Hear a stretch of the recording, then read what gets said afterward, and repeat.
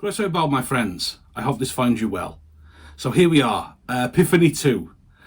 Now, last week we did Epiphany 1, I think. But today we're going to look at the Gospel reading, which is from John. So in this Gospel, we witness the transformative power of Jesus' call to come and follow him. Now, I've got most of it written down on my iPad, but don't worry, as always, it'll all be in the description. This passage from today, it doesn't just reveal the personal invitation that Jesus extends to each and every one of us, but it also highlights the transformative effects that we have from accepting his call. So when the gospel reading first begins, we see Jesus, he's actively seeking his disciples. He's putting his team together. He's forging the Avengers initiative. If anybody's seen any of the MCU movies with Nick Fury at the end saying, I'm putting a team together. Jesus is doing just that. He's putting a team together. Those first cornerstones of his initial plan. And so when Jesus finds Philip, he says to him, follow me. Now, I know for some that might seem a little basic. Follow me. Jesus' call, though, it's not a general one. It's not an impersonal one. He doesn't just randomly say, follow me, and hope enough people go, yeah, go on, I'm with you.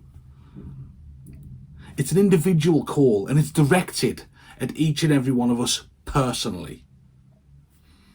And that's the invitation that Philip receives and responds to. Philip must be the sort of man who would respond to, follow me. Because he goes. He goes to him. And so what happens is that Philip accepts that call. And in doing so, he acknowledges that Jesus seeks a personal relationship with us. Jesus wants to walk alongside us on our journey of faith. But Philip, he doesn't keep this encounter to himself. He doesn't lock it away in his heart, as we talked about before. Imagine, though, for a moment, Philip, he runs to his friend Nathaniel. Imagine for a moment, though, if we'd never heard of Jesus Christ, if we had no idea who Jesus Christ was, we'd never heard of the Messiah or anything like that. And then all of a sudden a friend of ours comes running over to us and he says, hey, listen, I've met this guy. He's the Messiah. Come with me and have a look. I think many of us would have a little of Nathaniel's doubt here, a little of Nathaniel's skepticism. But Philip knows that the best way to show Nathaniel is to actually show him. And so Philip says these words. He says to him, come and see. Now, Philip's invitation, it's another way that we can show that personal nature of our faith, that personal calling upon our lives. Come and see. That invite that we, like Philip, in this moment, those of us who have accepted Christ, we are sitting on the Philip side of this story. And we're saying to the Nathaniels, come and see. Come and see. Now, of course, upon meeting Jesus, Nathaniel has a little bit of skepticism at first. He actually says, can anything good come out of Nazareth? That's actually a bit rude when you think about it. But as Jesus approaches him, Nathaniel immediately recognizes that actually, you know what, this might be the Messiah. This might be the real deal. And so we don't see Nathaniel eat humble pie because that's not Jesus' way. What we see is Nathaniel have that moment where he reaches the conclusion himself that Jesus is the Messiah. You see, what Jesus does, like any great teacher, is he opens the door and he waits for us to walk through it. Nathaniel does that exact same thing here. Now, of course, Jesus models here how we should deal with rudeness. Nathaniel is rude, end of. Jesus doesn't rise to it. He turns the other cheek. But what he does is he lets Nathaniel arrive at a conclusion whereby Nathaniel realizes himself that actually, you know what, I've been a bit of a pill here, you know. And this is not a historical thing. This isn't something that happens solely in the Judaic era. No. This is something that happens now, today. We all will deal with rudeness. We will all have someone be rude to or about us. I get it all the time. I get it about my look. I get it about my accent. I get it about the way I dress. And I've had this in churches. I've physically had someone walk up and inspect a t-shirt before now to make sure that I was good enough to get up there and read the gospel. It's not a historical thing. And there are people even now in my ministry that score points off trying to make me look bad. But what I do is I try to turn the other cheek, because I realise that Jesus will often handle these things himself, as he does with Nathaniel. You see, Nathaniel reacts adversely, but what Jesus does is he just comes towards him. He just gives him his presence, and it's enough that Nathaniel realizes that Jesus is both divine and here. Jesus is the Messiah. Nathaniel realizes this and recognizes Jesus. So Jesus responds to Nathaniel's recognition by, he speaks prophetically. He gives them a little bit of a prophecy. He says, oh yeah, I saw you under a fig tree before Phillip even called you. This astonishes Nathaniel. Nathaniel, any one of us, imagine we meet the Messiah and he says, oh yeah, I saw you working on your car long before we even met. Oh yeah, that's right, I saw you sitting reading before we even had this conversation. Oh, I know who you are, yeah. You're the guy I saw helping that person across the street last week. It's a showing of Jesus, of his divine nature, but it's also his way of showing Nathaniel in the way Nathaniel needs. Remember, he called Philip in the way he needed. Here he shows Nathaniel in a way he needs it. And so Nathaniel acknowledges Jesus. And so what Jesus does is Jesus assures him, and the translation I found for this says that Jesus said to him, you will see greater things than these.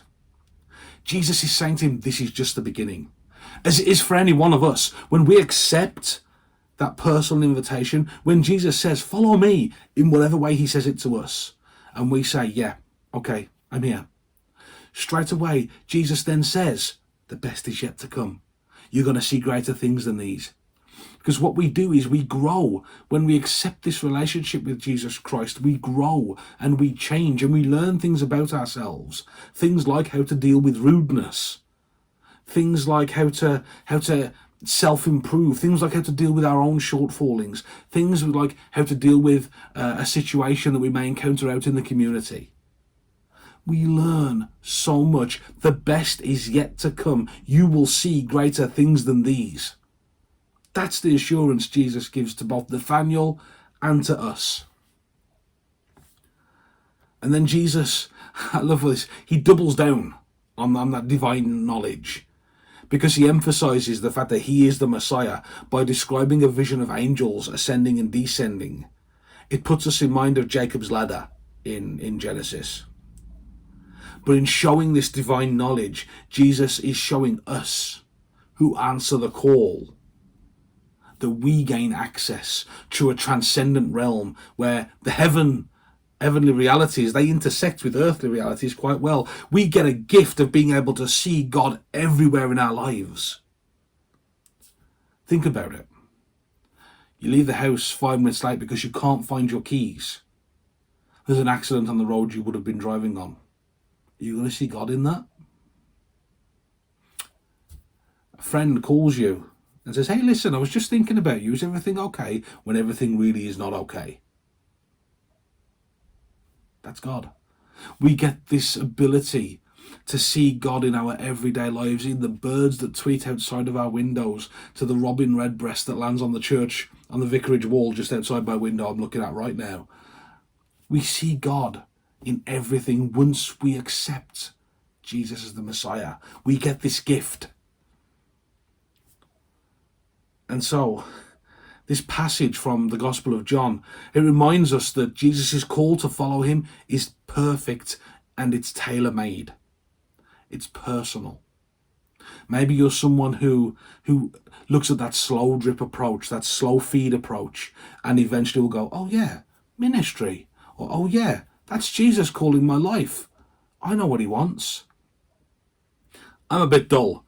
and I needed short, sharp call, as I've often talked about.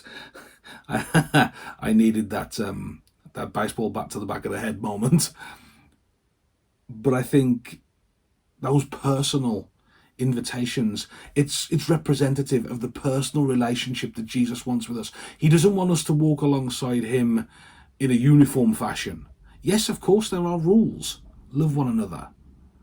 But what Jesus wants to do is he wants to walk beside us on our faith journey. And so it's okay, my friends, it's okay to have a little bit of healthy skepticism. I think I've talked to you before about the perfect sermon, the perfect Christian, a sermon I preached years ago. It's actually my first ever sermon. I don't remember the entire nature of it, but I remember talking about the perfect Christian, if such a thing exists. And I remember saying that for me, to have a healthy faith, I have to have a sprinkling of John. That faith, John who never left the foot of the cross, John who stayed when all others had fled, except of course for Jesus' mother. John who took over her care.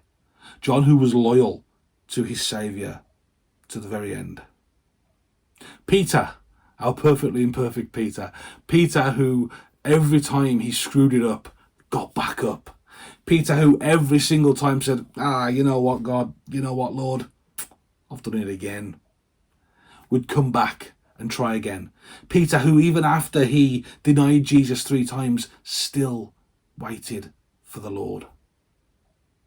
And then there's Thomas. Thomas who had the doubt, but Thomas whose doubt was healthy. Thomas whose doubt was willing to say, okay, I doubt this, prove me wrong.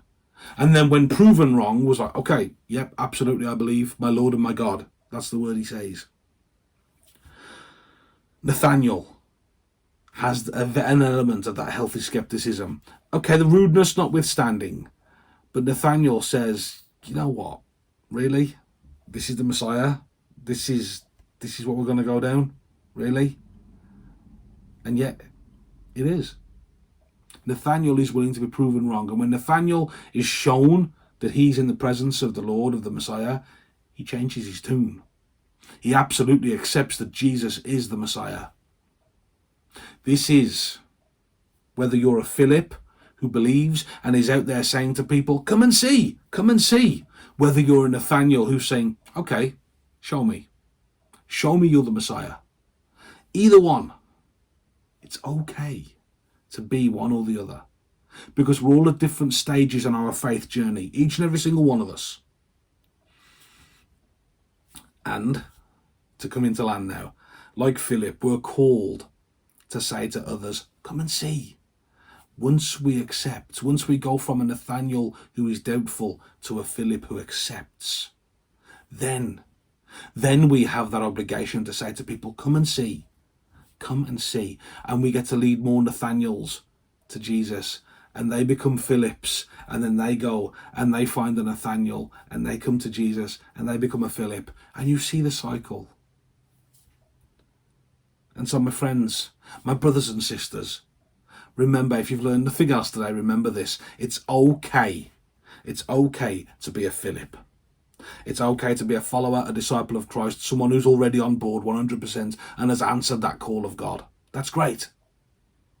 It's okay to be a Nathaniel, someone who's waiting to be shown, who's thinking, you know what, I am willing to be led, but you got to lead me. Lead me, Lord. And then, wherever you sit on that scale, remember it is a journey.